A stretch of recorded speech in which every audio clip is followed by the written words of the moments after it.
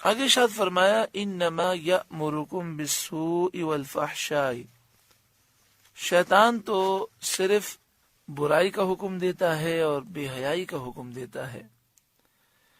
آج جتنی برائیاں پائی جا رہی ہیں اور خاص طور پر جس طریقے سے بے حیائی عام ہوتی جا رہی ہے، اس سے واضح معنی یہ ظاہر ہوتے ہیں کہ آج کا مسلمان شیطان کا پیروکار بنتا جا رہا ہے، اس کے وسوسوں کا شکار ہوتا جا رہا ہے۔ وَأَن تَقُولُوا عَلَى اللَّهِ مَا لَا تَعْلَمُونَ، اور یہ کہ اللہ پر وہ بات جوڑو جس کی تمہیں خبر نہیں، اللہ کے بارے میں وہ باتیں کہو جو تم جانتے نہیں ہو۔ شیطان یہ چاہتا ہے کہ تم اللہ پر جھوٹ باندھو۔ وَإِذَا قِيلَ لَهُمُ اتَّبِعُوا مَا أَنزَلَ اللَّهُ، اور جب ان سے کہا جائے کہ جو اللہ نے نازل کیا اس کی پیروی کرو، قالوا، تو وہ کہتے ہیں بل نتبع ما الفینا علیہ آباءنا، ہم تو اسی کی پیروی کریں گے جس پر اپنے باپ داداؤں کو پایا۔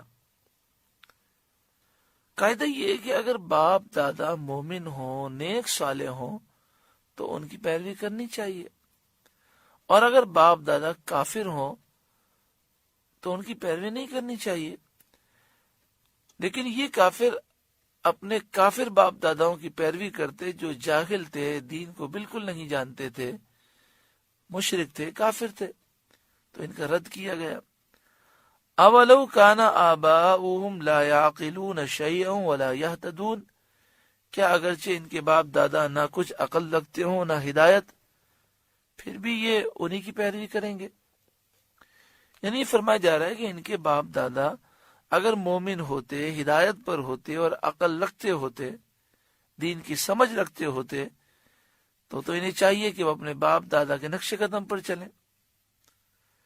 لیکن جب ان کے باپ دادا عقل بھی نہیں رکھتے، ہدایت بھی نہیں رکھتے، تو پھر یہ ان کی پیروی کیوں کرتے ہیں؟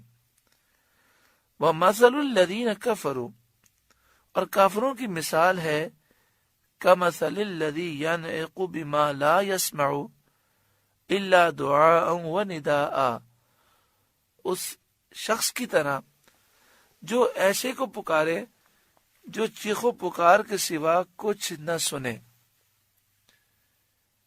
یعنی سمجھنے کی صلاحیت نہیں ہے، اس کے سامنے آپ چیخ رہے ہیں تو وہ صرف یہ سمجھ سکتا ہے کہ آپ چیخ رہے ہیں، لیکن یہ نہیں معلوم ہوتا کہ وہ کیا کہہ رہا ہے۔ تو ایسے ہی کافر ہیں کہ انہیں جب ہدایت کی بات کی جائے تو وہ سمجھ نہیں پاتے۔ سمم بکمن، بہرے ہیں، گونگے ہیں، عمیون، اندھے ہیں، فہم لا یعقلون، تو انہیں سمجھ نہیں، وہ عقل نہیں رکھتے۔ یا ایھا الذین آمنوا، اے ایمان والوں، کلوا من طیبات ما رزقناکم، ہماری دی ہوئی ستھری چیزیں کھاؤ، واشکروا للہ، اور اللہ کا احسان مانو، ان کنتم ایاہ تعبدون، اگر تم اسی کی عبادت کرتے ہو، اللہ کا شکر کرو اور پاکیزہ چیزیں کھاؤ۔ کھانے میں احتیاط کا ذکر پھر کیا گیا، کیونکہ جو انسان کے پیٹ میں جاتا ہے اس کے اثرات ہوتے ہیں۔ مثلا آج جو کئی بیماریاں ہیں، ان بیماریوں کی وجہ یہ ہے کہ ہم کھانے پینے میں احتیاط نہیں کرتے۔